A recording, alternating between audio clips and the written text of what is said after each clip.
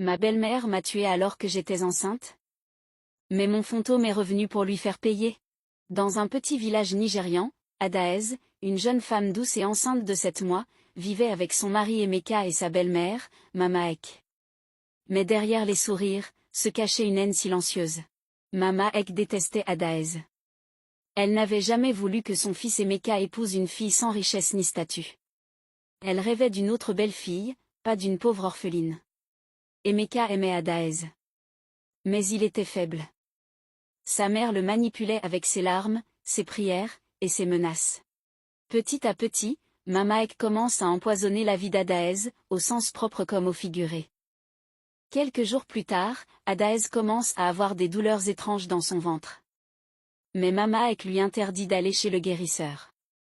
Cette nuit-là, Adaez entend des murmures. Quelque chose ne va pas. Mais il est trop tard. Au petit matin, Mama Ek lui offre une infusion. Adaez la boit, innocente. Mais cette fois, c'est un poison lent. Quelques heures plus tard, Adaez s'effondre. Emeka panique. Mais Mama Ek lui dit, elle a toujours été faible. Ni le bébé, ni Adaez ne survivent. Le village est choqué, mais Mama Ek joue la veuve éplorée. Mais 3 nuits après l'enterrement, des choses étranges commencent à se produire dans la maison. Des pleurs de bébé hantent la maison chaque nuit. Mama Ek devient nerveuse. Elle sait ce qu'elle a fait. Emeka commence à voir Adaez dans ses rêves. Elle lui dit, tu n'as pas protégé notre fils. Un dibia est appelé. Il sent immédiatement la présence d'un esprit blessé par trahison. Le dibia commence un rituel. L'esprit d'Adaez parle à travers lui, elle m'a tué. Sous la pression de l'esprit, Mama Ek avoue.